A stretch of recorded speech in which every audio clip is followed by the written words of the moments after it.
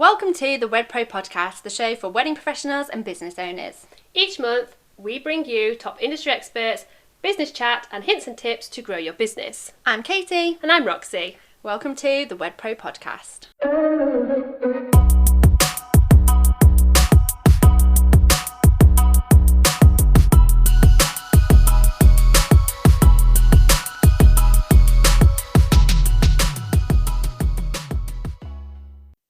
Hi everybody, welcome to this episode of the Wed Pro Podcast.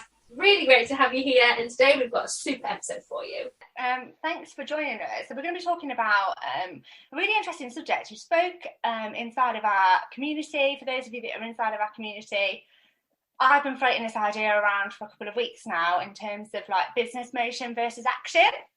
So we're going to delve deep into that subject today. But we've also got a guest with us, Rob from Rob More Photography. Rob is a photographer based... Oh, hey, Rob. Well, maybe you tell us what you do. Okay, so I'm a wedding photographer, specialise in the kind of traditional style weddings. And I've been told that Bridgerton is very on trend, so that is kind of hopefully going to help promote my niche. That kind of like traditional fairy tale castle style wedding rather than kind of like that rustic style. That's kind of your niche, isn't it? Exactly that, yes. Oh, fab. So how did you get into the wedding industry, Rob? I've been doing photography for about 10 years now, and I think for most photographers, you kind of dream about being famous and doing a really amazing picture that everyone will remember forever. That's really difficult to do. And it's very subjective photography. So I wanted to find a way that I could kind of leave my mark on individuals as opposed to changing the world. So for me, weddings was the best way for that, because if you're capturing someone's wedding, for them, that's going to be probably one of the most important pictures they'll ever have. Yeah. And that will stay with them and their children, and then hopefully their children, and it will be something that will last forever, as opposed to a fine art picture that will just die with you. I absolutely love that. I really love that kind of way that you've kind of described exactly what a photographer is to people, and those moments at the wedding.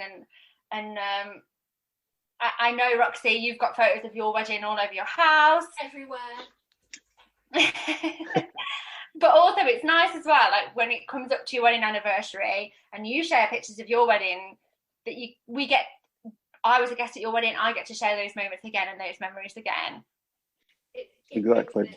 It brings it all back, and it is so lovely. And can I just say as well, hats off to you as well, Rob. You know how you were saying kind of the beginning of your kind of photography journey, saying how hard it is to get into and be successful as a photographer. I did photography for my GCSE, and it was something that I was going to pursue until my photography teacher said, you know, like, hardly anybody ever makes it in this industry, so you need to have a backup plan. So I went for the backup plan of something else, whereas you set it out.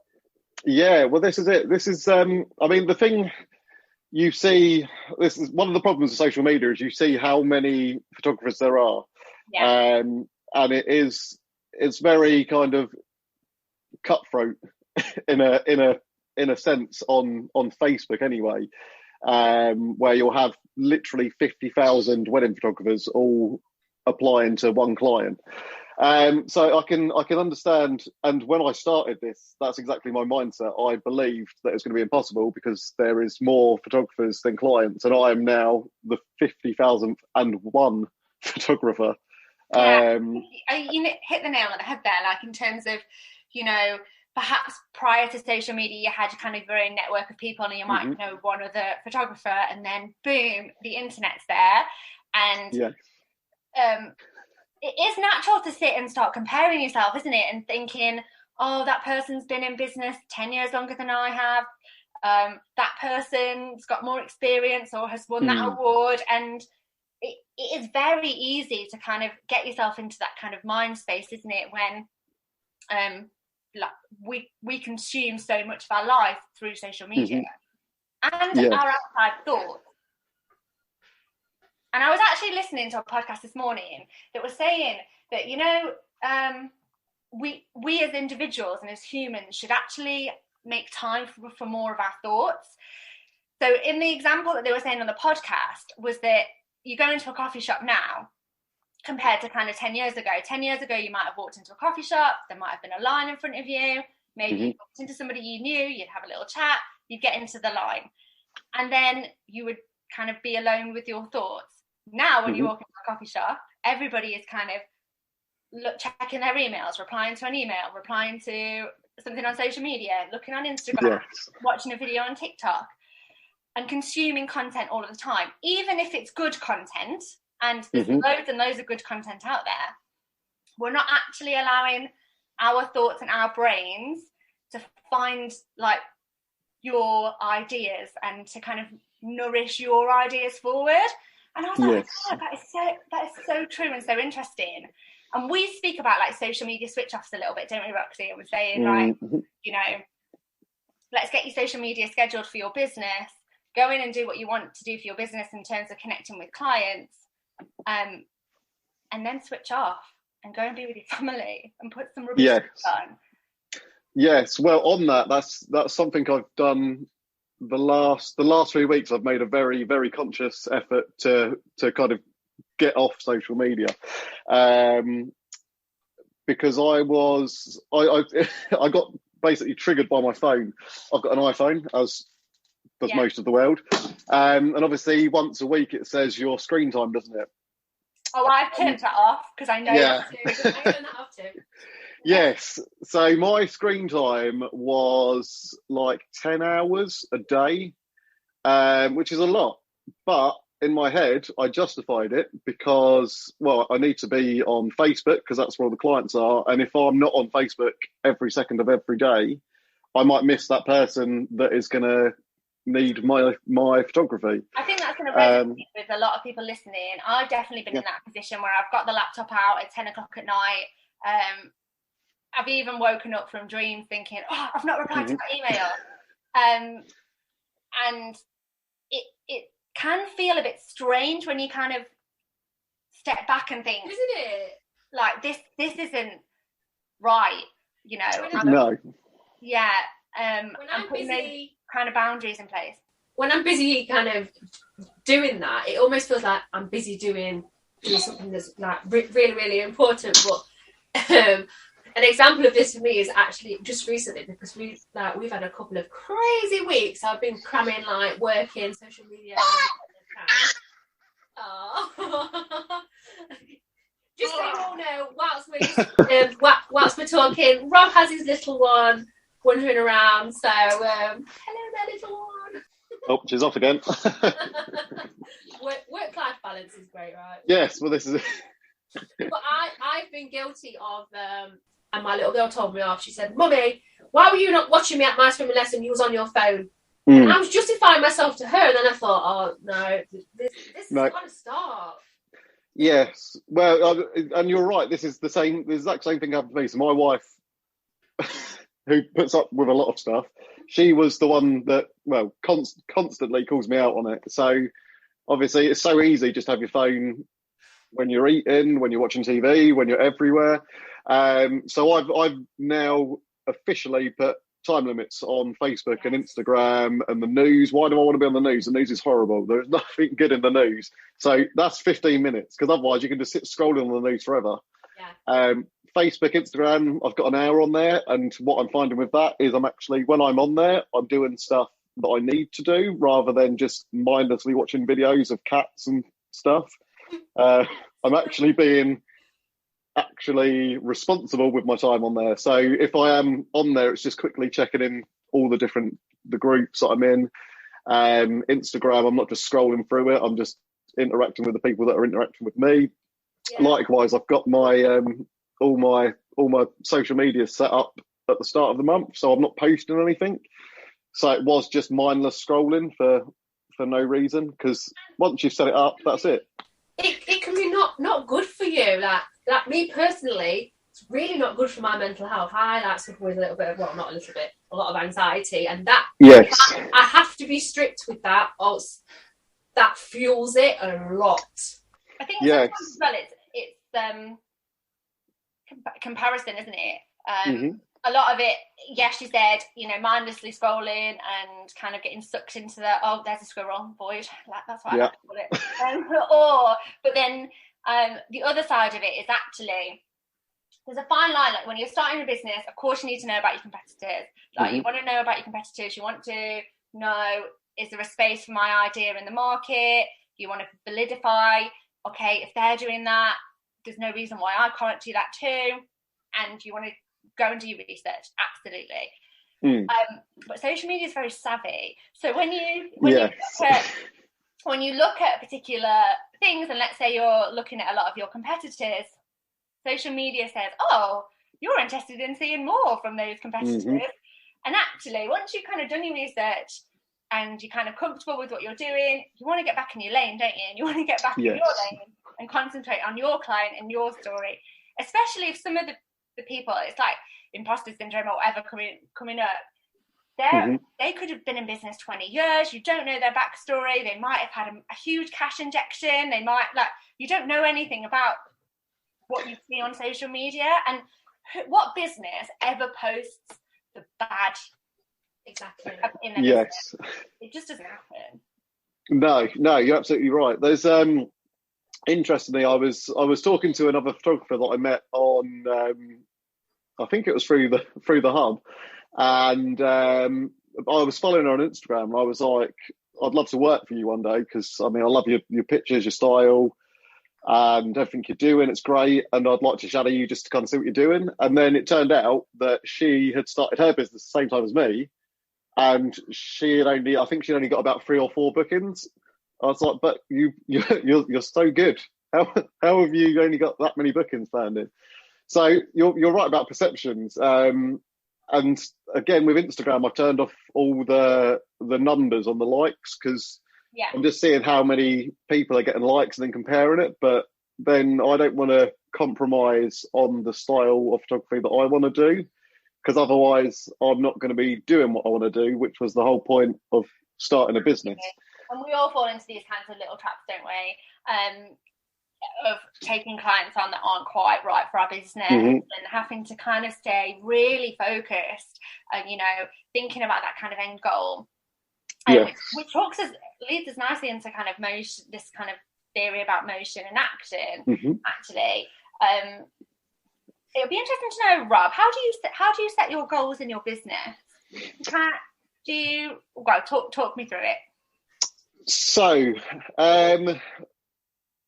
originally I was looking at it from a money point of view solely, and then I changed my mind on that because although it's important to have money, chasing money is not why I wanted to do this.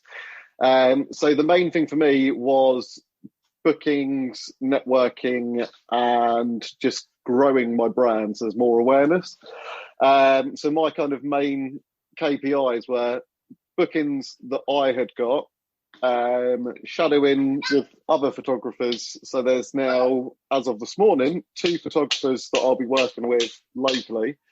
And then it's just kind of consistent brand messaging throughout. So again, although it doesn't bring me clients directly, it means I don't have to worry about that in the future because it's done. And I know when I first met both of you, my social media was a mess.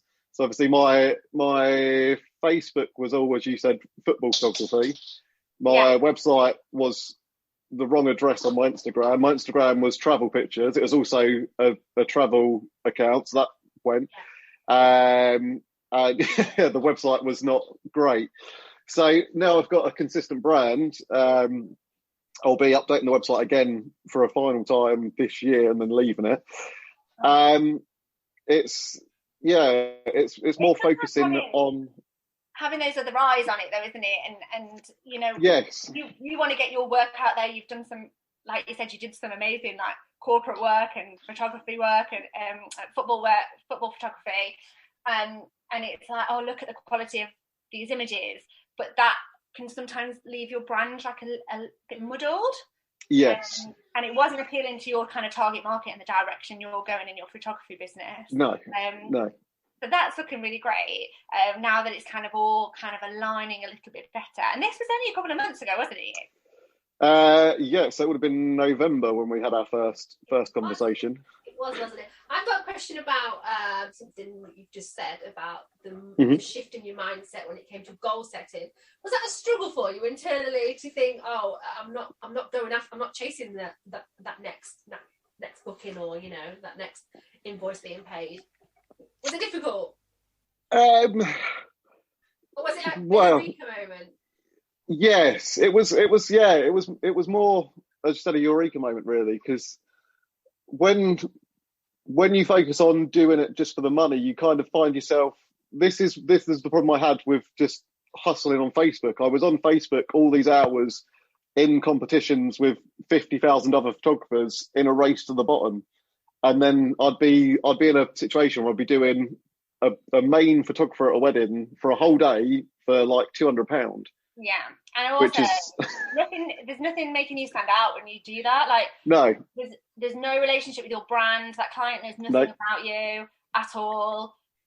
No, when you don't give yourself a point of difference, you'll only be compared on price. So exactly what you've just said. Like, it was like literally a race to who can cut their prices the quickest to land that client. That's never where we want to be. No.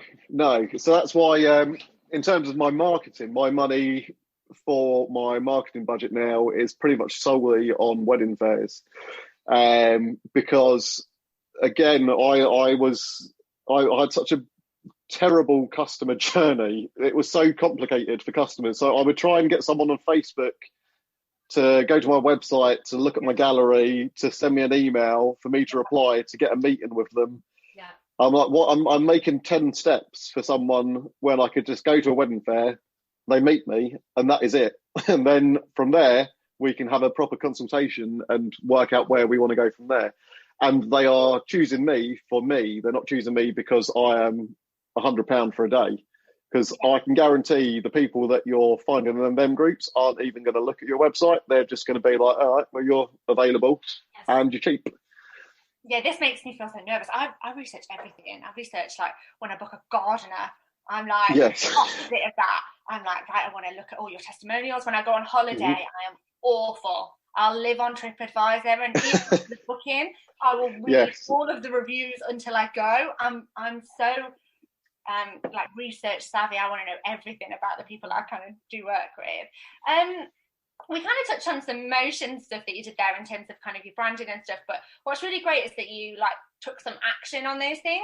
So for those people that are kind of listening and have got kind of no idea about this concept of motion versus action and what they kind of the difference between the two of them are, you'll probably find actually you fall into the motion camp quite a lot in your business. So kind of business motion is when you're kind of planning, strategizing, and learning about your craft or about the direction you want to take your business in. Maybe you're learning about SEO and because you want to attract more people to your website or whatever it is. And these are all really great things, but they don't produce the results.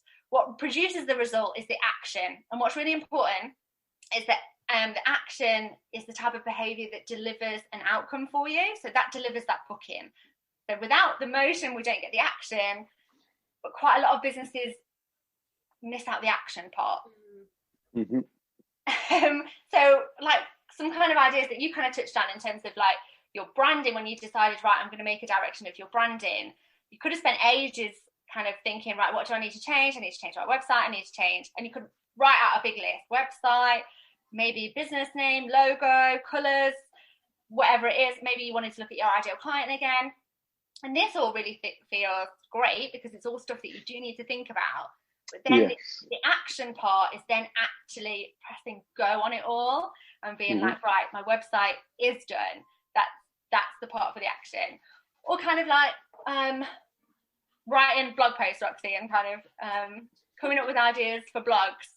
Yeah, or even, you have been on a let's just say SEO course, so you've learned a lot about SEO and you've got your plans there to implement it, but you've got to take that action.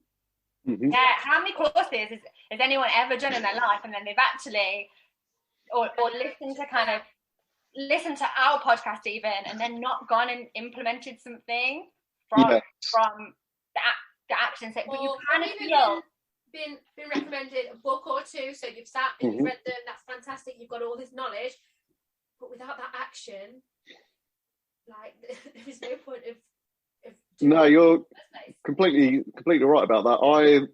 In my own personal experience, I had about 7 years of listening to like motivational podcasts. 7 years, and I was like, I'm so pumped, I'm so excited. I'm doing really well. I'm listening to like 2 hours of podcasts a day, but I was just listening to 2 hours of podcasts every day. I wasn't doing anything. I was just listening to these podcasts, feeling super pumped, and then going to work, and then coming home and just being really pumped to do nothing. And knowledge is really great. Yes, we've got to do something about that knowledge, and it does make a difference in your business. So you do feel that you're moving forward. You are moving forward. Your knowledge is growing, and your knowledge is learning. Well, this is it. A lot of people, and I'm kind of guilty of this as well, being in like the motion camp, let's call it, it feels very safe, feels very like within what we are used to, but moving over to the action camp, yes, quite scary. Yeah, well, this is with podcasts. What I tend to do is if I'm listening to them when I'm not driving, I'll just take notes of things that kind of resonate or things that I need to action quickly, because that's something with a podcast, it's easy to listen and not do anything, which is what I did for 7 years. And also, it's dangerous listening to motivational podcasts because they can be really good, but they can also be quite bad. Yeah, I call it hustle. You've said the word hustle before, and that's a trigger word for me. Yes. I hate the word hustle. I don't believe anyone should hustle. No. In business at all. And it's very easy. And I've been in this camp of listening to motivational speakers that and I've fallen into the trap, and I've honestly worked myself into hospital for not taking a rest. And even though I thought I was taking a rest, my mind was not taking a rest. No. The idea of hustle, do your job, come home, hustle. Yeah. No, we don't need to run our businesses like that. No, and that's literally what they tell you. If you're not getting up at 4 o'clock in the morning and going to bed at midnight because you're not working hard enough, then you're not working hard enough. And it's like, okay, so I need to be doing that. Who wants to totally Netflix and be successful? Let me just tell you. Yeah. That actually helps me to be successful. Yeah. I'm giving my brain some me times. I'm like looking after myself. I'm feeling like happy. It motivates me to do better in my business rather than someone telling me like, you need to be doing this. You need to go like this. Well, this is another thing that I was listening to like an American business podcast, and he'd interview a really successful CEO every week, and pretty much every single one of their stories was like, oh yeah, I worked from 2 o'clock in the morning through till midnight, and then my wife left me, and then I focused on the business. Yeah. It's like, I don't really want to do that. That's not what I want. No. That's not the point. Because obviously, when you're on the inside and running a business, you can kind of understand that, and it makes sense. And then you justify that to your family, but then, well, in 5 years' time, it's going to be great. And they're like, well, I don't want to be like this for 5 years. Yeah. So that was something, again, with the focusing on the money thing. That's not going to get me happiness, just focusing on gaining money. And that's what was one of the big things on my mindset, was kind of realising that I could potentially end up like one of these CEOs with loads of money, but then alone and divorced and not seeing my family because I've worked so hard in the business. And that's not really the point that, well, in weddings anyway, that people get into business is to be divorced. It's kind of counterintuitive. So I think that's resonating very strongly with me. Yes, yeah. So I think that's what you kind of need to realise is you start a business because you want to live a life with your family, and you can't give all yourself to the business all the time because it isn't fair on anyone else. You work, you work to live. Yes. You don't live to work. Don't get us wrong. I mean, some days you have to put in that extra. You know, you have to. Oh, absolutely. Yeah. A couple of hours if you're busy, but not all of the time. No, and this is it. Especially when you start a business, you kind of feel compelled to be on 24/7. Whereas now, if I can't send an email before 5 o'clock, I'll send it in the evening, but it isn't going to go out until 8 o'clock the next morning, because your clients will just expect you to be there 24/7, and you're the one that's letting that boundary slip. Because if you did it like a normal business, people would expect a normal reply between 9 and 5, because that's when a business is in.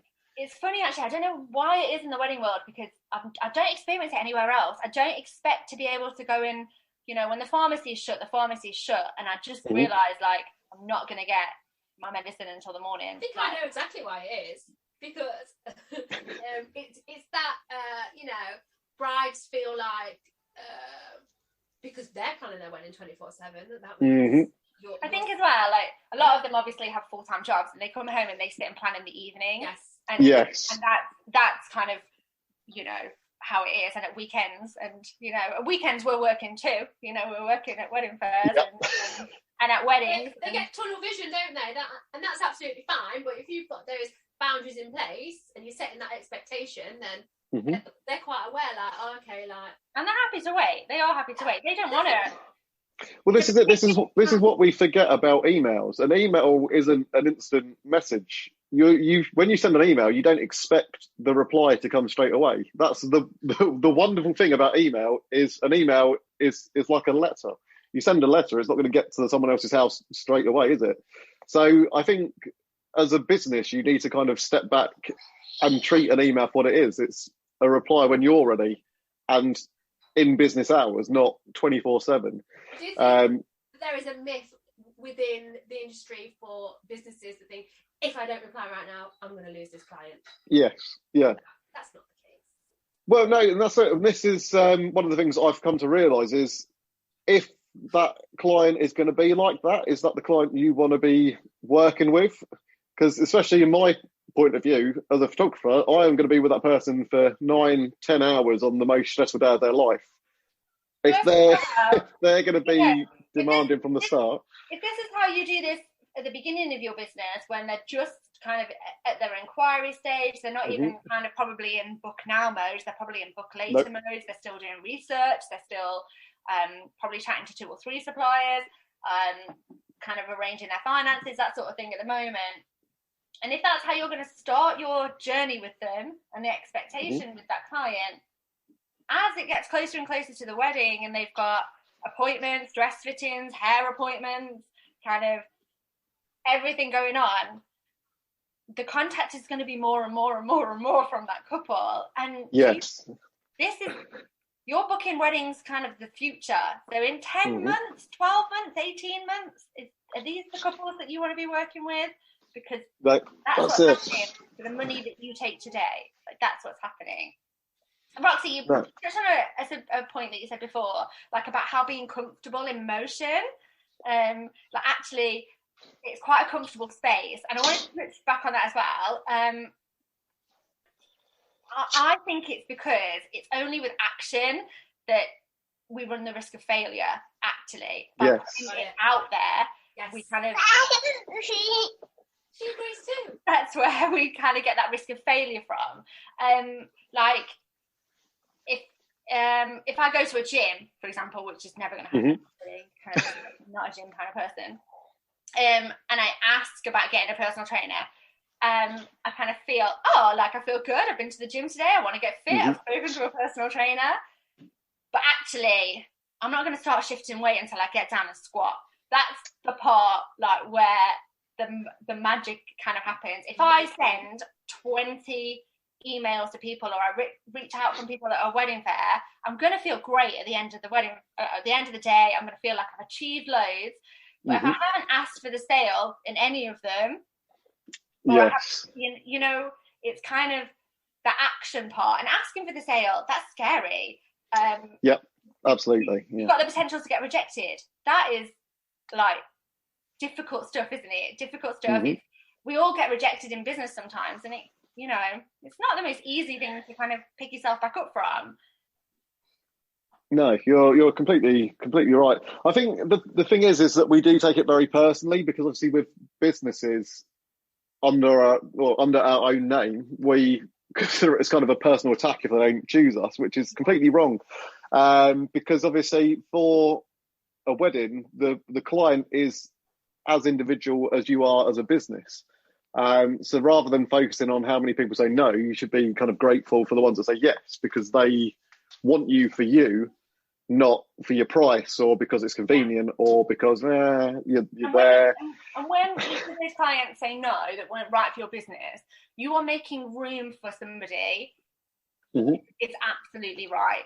You're making room for that person that's going to be your ideal client, that you're going to walk away from and feel absolutely amazing, really enjoy your work and your job, because this is like our passion. We're not in the wedding industry because it's a job that we can kind of switch off from. We get so involved in the emotion of their day and their story and their love story, and we're a very giving industry, right? And yes, those absolutely. kind of ideal clients are always easier to kind of enjoy and give and feel like it's not work. Yes. Yeah. I wanted to go back to when we jumped on a call with you, Rob, in November, and this is another prime example of action versus motion, and actually how from the motion you then actually went on to take action is when we just went over your socials with you and your website, and then we gave you some pointers, and rather than just going, oh, I'll do that eventually, like I'll park it for a little bit, you took the action and you went on to change it, didn't you? Yes, yeah. So I think it was probably within 2 days I'd flipped everything. So I'd created a new Instagram, which was solely for weddings, solely for people that would like it, because obviously I had a very successful travel account which had about 6,000 followers on it. It was getting good kind of interactions. But if you suddenly start posting weddings to people that are looking at fancy beaches in tropical places, they're not going to care. So completely restarted that, built it from nothing. It's up to 1,000 followers as of yesterday, which is super exciting. And actually, just let's take a moment for that, Rob, because we get asked this all the time. Like, oh, I'm changing my idea client, or I've got another idea for a business. We were chatting to people yesterday who are exploring other possibilities for their business, and a few times it came up, should I set up another account? And you know why they're asking, because it's hard work starting again from nothing. Yes. But what would you say to those people, Rob? Absolutely do it. Absolutely do it. So I was exactly where they was. I was in the process. I'll be honest, I was going to be lazy, and I'd started archiving all my pictures, and that was taking ages. And I was like, you know what, it's going to be quicker for me just to start the new account and just start from zero, because I had about 1,500 pictures, and it's Instagram, you can only delete one at a time. So I was like, let's just... The people that are looking for travel photography, maybe they're interested in kind of travel, lifestyle photography. And they're worldwide as well. They're not local. They're not gonna buy a wedding from a wedding photographer in Essex if they're based in like the Philippines or America or Brazil. So the engagement I'm getting on my account now is actually significantly higher than what it was on the travel account. If you look at it pound for pound, in 3 months, my audience is a sixth of the size. My engagement is double on each post, because I'm posting relevant content to relevant people. Yeah, and you're hitting a niche of people. And this is what it is about on social media, giving people content that they want. And, exactly, yeah. And you've got that down. And although it's scary to grow that audience, you've got now, rather than having 6,000 of people who aren't really your ideal client, and we know how social media works. We know that that's going to be 1,000. Just because you've got 1,000 followers doesn't mean 1,000 people are going to see your post at any particular one time. It's actually more like 2-3%. You want that 2-3% to be people who are your ideal client ready to book, not people sat on the other side of the world. Yes, yeah, and this is what I found. I've kind of rebranded the Instagram as well, because originally I was doing other stuff on there. I've had a rebrand which has actually resulted in more click through to my website, which is good, which means that I am actually engaging with my audience more so than just having an Instagram of random pictures. Because obviously for a photographer, Instagram is perfect because it is your shop front. And also I found Reels are insane for traffic, because I've had a lot of kind of, it's about 1,000% uplift on interaction for my Reels over my pictures. So for anyone that's thought about doing Reels, absolutely do them, because you will get people looking just for the, I think what's for the really sake great of about Reels looking. is that they're really good for reaching new people. Mm-hmm. So what's great about Reels is it's great for reaching new people, and they're really good audience growth builders. So Yes. there's different kinds of posts for depending on people's different social media goals. Mm-hmm. Absolutely fantastic. You've started an audience from scratch. Reels has really helped you play into that. And also what's fab is that they're working through in terms of click-throughs to website, which is what, like you say, that's your call to action. That's where you want to kind of send people over. Did you pick a date? So when you decided, right, I'm going to rebrand, you got on with it and you kind of did it in 2 days. Do you kind of pick a date? We did this. We did a rebrand, didn't we, Roxy? And we could have sat in kind of motion forever. There's a lot of places we have had to change things. We've got a lot of our digital footprint is insane. Yes. So we were like, and also like old courses, old books, or just when you think you've done, you're like, oh, there's another thing. But we could have sat in motion for forever. What we did, and what we kind of advise people to do, is pick a date where you're going to shift from motion into action, and that's going to be the day you go. And how I like to kind of break my goals down, my brain's wired on the end point, and I move backwards from that. So my brain, great way of doing it. Yeah, in 2 weeks we are having a rebrand, names changing. What do I need to do to get that done in 2 weeks? And that's how my brain works. And it'll remove all the obstacles in its way as I kind of go, or like move around them while reaching that goal, rather than kind of doing it the other way around. And I like it that way around as well, because the book kind of lies with me then. I'm like, there's, rather than, oh, I'm waiting for the client to reply. I can't ask for the sale because I'm waiting for the client to reply. Whereas if I was like, right, I'm going to make 10 bookings in, summer season, or one extra booking in autumn, what do I need to then do to that? I'm going to actually case in that client that inquired, because my brain's going to start thinking of, okay, who's made contact with me? Who's showing buying behavior? Who do I need to kind of go back and speak to? How did that work for you? Did you kind of pick a date, or did you just kind of just think? Yes, so I knew that I needed to update the Instagram because of conversations I had with other photographers that looked in, and they was like, you need to just have pictures on there. You don't need to have all the other stuff. It's great for people kind of talking to you, but people just want to see pictures on Instagram for photographers. So it's an easy fix for me, that one, because my socials are all planned 2 weeks in advance as a minimum. So that just meant I had 2 weeks before it changed. So I had 2 weeks to get them up live. There was no point me deleting the stuff I had, because that's just more work for nothing. 2 weeks of kind of posts that are there didn't need to be changed. They were fine because they were still getting engagement. But I had 2 weeks to kind of rebrand what I was doing in terms of the pictures I had, and put in text to pictures as well. And that was my red line, was I had 2 weeks. Otherwise, I have no content.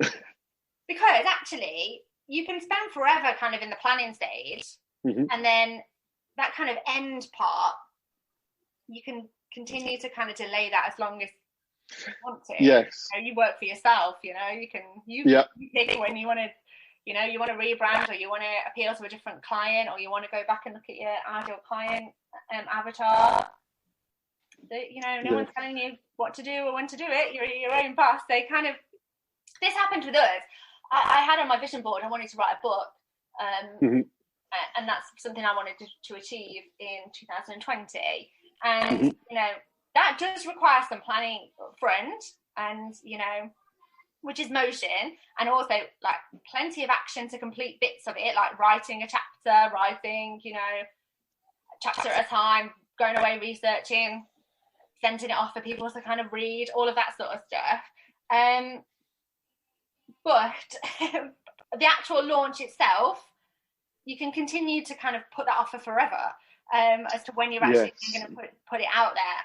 It kind of it spurred me up the backside to get it done at the end of 2020, because I was like, oh man, I've got 2 months left and I'm only like halfway through writing this book. And I started it in January. I started it on the 2nd of January, and it got to like the October, and I was like, oh, okay. Right. And because I'd gone back and left a bit and gone back and done some more, I actually made it more difficult for myself, because quite often I'd have to go and like refresh what I'd done. Maybe I'd kind of changed the way I was writing a little bit in between that period. So it was much, much harder.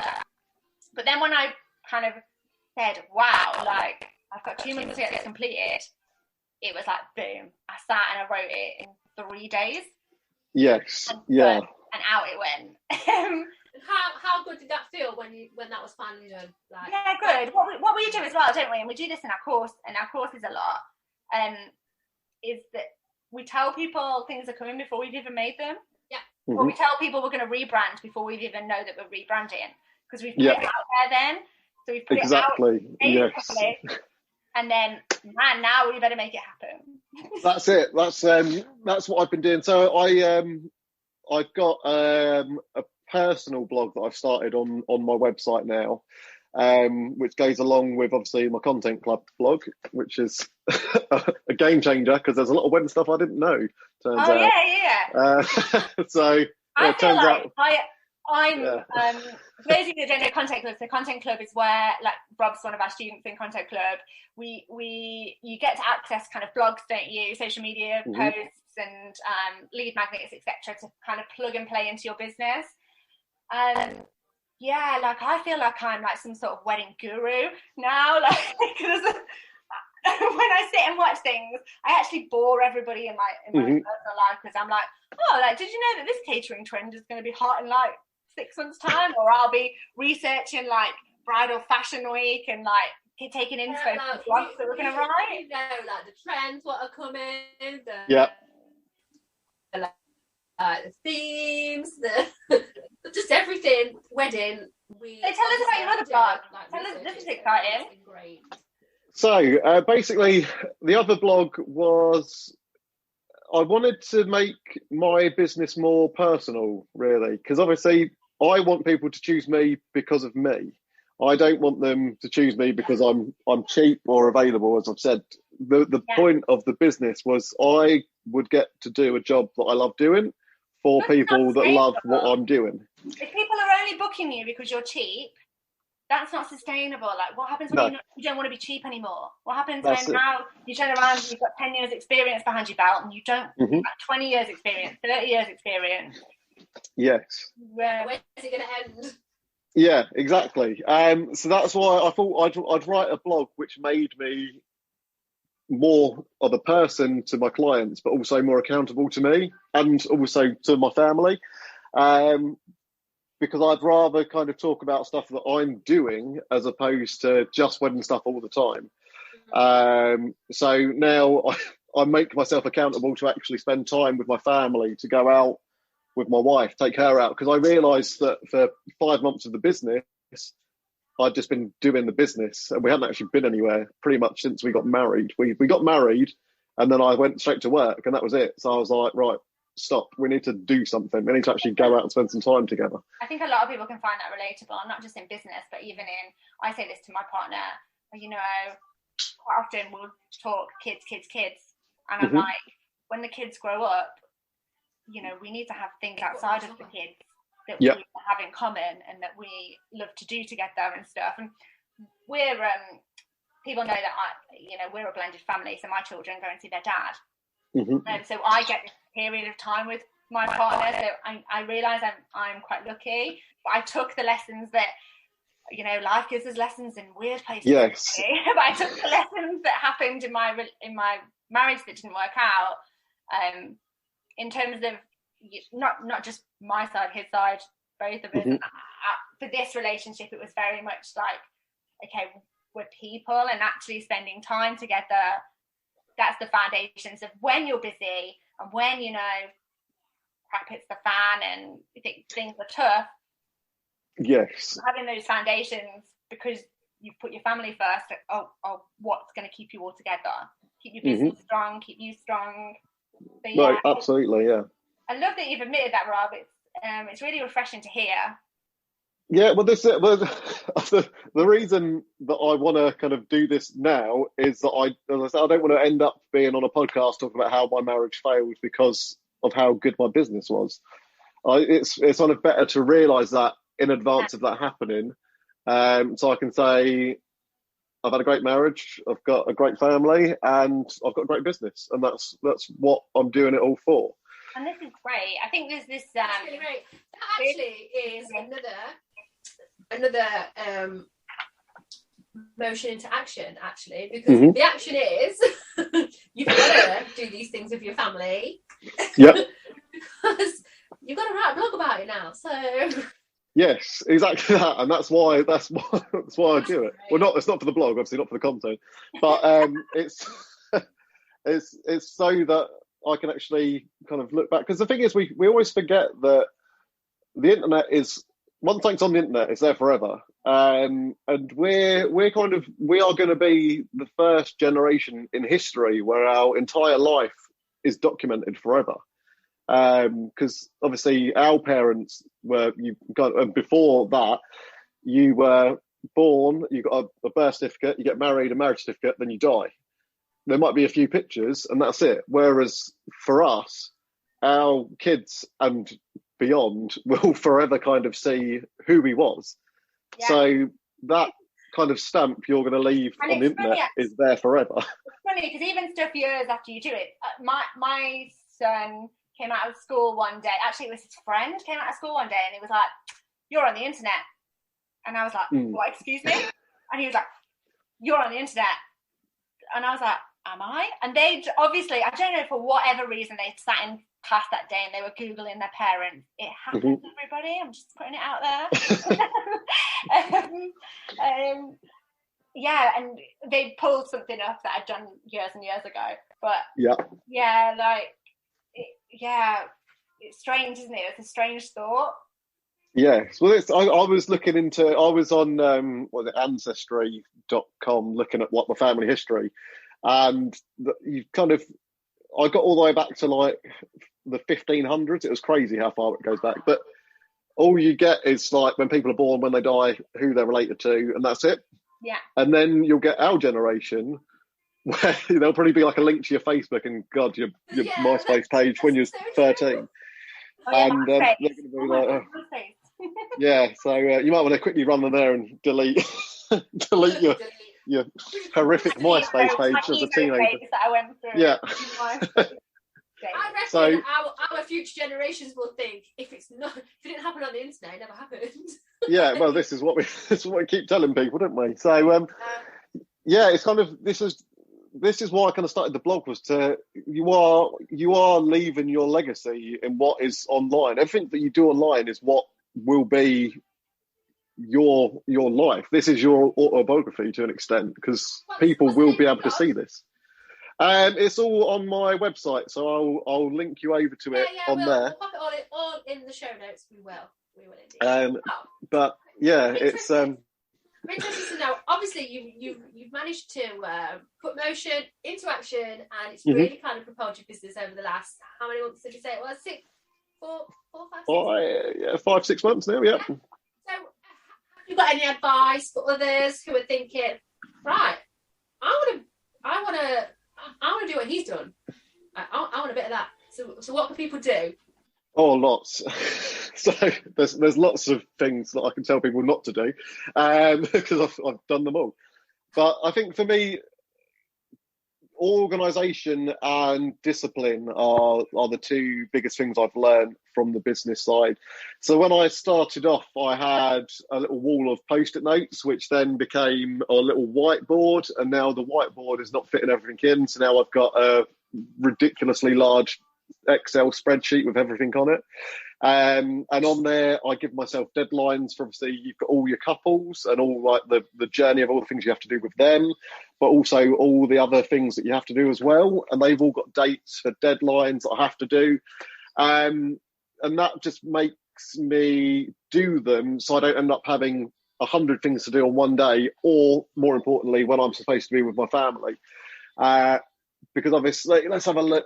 So my to-do list in terms of actual things that you don't think about, you've got your emails to reply to, updating the website, the blog, generic blog posts that go out, then my personal blog posts that go out, wedding fair planning, email campaigns, Facebook, Instagram, Hitched magazines, bride book, and then suppliers I'm talking to as well. And if you have to do all of that, kind of guessing it, you'll just spend forever doing it. Whereas if you have it all taken down for specific dates, you get it done, and it just gets it out of the way, because otherwise you just spend your entire time sat on Facebook watching cats, which is a lot easier. That's a really great tip. I know you just said you do it on an Excel spreadsheet. There's Asana out there. You can do it on Trello, even if it's just pen to paper. But yes, I've got a massive diary as well. So there is a hard copy and a soft copy. It's I think this is the thing that we take for granted, how easy it is to not do anything. It's so easy to just be on the internet and not doing anything. And to the same extent as well, I know I've had I had at least 5 months where I was always just stressed because I felt that I wasn't doing stuff, and I always felt guilty if I had a day off. Whereas now I don't, because it's not sustainable living that way. It's not sustainable on your health, on your relationships, on your business. Your business won't last. So you kind of have to make time for yourself as well.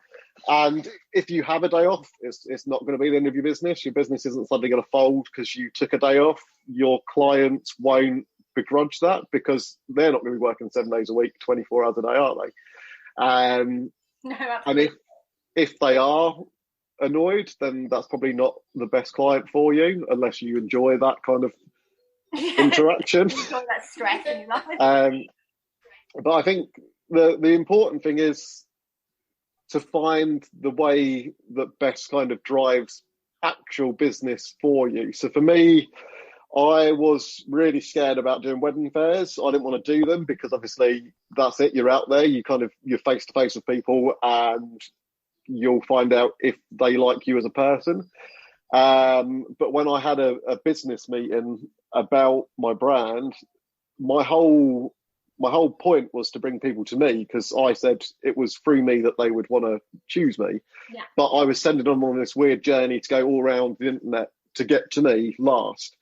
So I had to kind of bite the bullet and just go straight for the wedding fairs. And my return to investment on wedding fairs is just insane. I've done, from the 3 I've done, I've got about 70 emails, which are great for my SEO. But more importantly, I've got, as we speak, about 7 bookings for this year.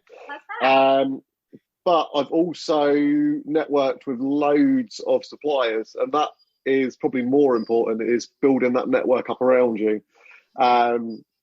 Because if you have suppliers that like you and trust you, they in turn will recommend you. And that is a much cheaper way of getting advertising than trying to spend it on Facebook or Instagram and things like that. Katie nodding along here. This is what the things about business are like. The networking side of things. Like if you've got a circle of suppliers, it's like having a marketing team in your back pocket. Yeah. And this is it. I think as well with when you go self-employed, the thing that I was scared about the most was being a sole trader. I assumed that it was like you against the world. It was just you. Everyone's going to hate you. All the photographers will hate you because you're taking their money. All the other suppliers won't want to talk to you because, you know, they're doing other things. I don't care. They've got their own business. And I think I was kind of scared on a social level. Like, well, I'm just going to be stuck at home doing nothing. I'll have no social life. I'll be doing anything. But what I've actually found is I've got a stronger community of people around me now than I did before. Because when you meet suppliers, you're all on the same page. You're all driving towards the same goal. You're all running businesses that want to provide the best service to couples. And you actually find that through these interactions, your business is going to get a lot better. It's like I had people rewrite my website for me for free because they just enjoy writing.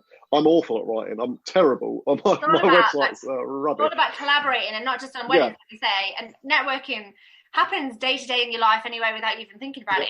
Like with all of the kind of people you meet. But it is definitely about getting yourself out there, Rob, and stepping outside of your comfort zone, which I think you've done amazingly well. And like, I think if people take anything kind of away from kind of your talk, is that you kind of like turned that activity into achievement. So you kind of weren't happy with where you were at. You took a look at it, spoke to some people that kind of helped you and pointed you in the right direction with a few things. But then, more importantly, you did something about it and took that action along with the motion as well. So the motion was kind of learning about it all, and then the action, which has then resulted in the bookings, because that's what, like, motion will never produce the final result. It's only the action. No, you're right. So no, it's like wedding fairs are a great example of wedding fairs for me. Again, personally, you as a business have spent money to be there. Now, there's sometimes you'll get to wedding fairs and people will just be sat down behind their desk on their phone. Yeah. And I'm like, why? You're paying to be here, and we you're can not talk doing about anything. wedding fairs. Can we, Roxy? We did a wedding fair show, didn't we? Inside about 2 weeks ago, didn't we? Inside of our community. I will pop the link in the show notes for anyone who wants to go and check that out. Join our community if you're not in there, and then you'll be able to view it. Okay, what we'll do, Rob, like, it's been so interesting to talk to you. We'll definitely have to have you back on in a few months, and we can kind of see again, like, where you are, like, on this journey. I was just going to ask on kind of final note, what are your plans kind of moving forward? Because you've achieved like incredible things in a very short space of time. So 6 months time here, where do you want to be? Well, I mean, I don't know at the moment, because originally my plan for this year was to get more bookings than last year. Last year I had 5 weddings, and my plan was to match that through either second shooting or through bookings myself. At the moment, I've got 15 bookings. As of yesterday, I got 1 more booking confirmed, and I've got my first wedding tomorrow. Wow, that's going to be great. it's going to be crazy this year. But potentially, I mean, I'm at a situation now where I speak to my partner and saying this may be moving full time quicker than we thought. Because that'd be great. Is that the dream then, to kind of take it full time? Yes. So at the moment, I'm balancing. There's a lot of plates being juggled at the moment. So my full time job, I work for the NHS. I stupidly decided to start a bachelor's degree in photography, which I'm kind of halfway through as well at the moment. But luckily, that's spare time. Loads going on. And then the business as well. So one of those eventually will have to drop, and hopefully it means I'll be going full time in the business, because it sounds like you're definitely the growth is there. Yeah, it sounds like you're definitely on the way. It's been really great to have you on today, Rob. Thank you so much for joining us and sharing. Well, thank you for having me. Yeah, sharing your story. We'll get a link to your website and your blog into the show notes. And if anybody kind of wants to explore this kind of idea of action, motion going forward, head on over to our blog and I'll get a blog published on that too. Enjoy the rest of your day, guys. Thanks for listening. Bye. Bye.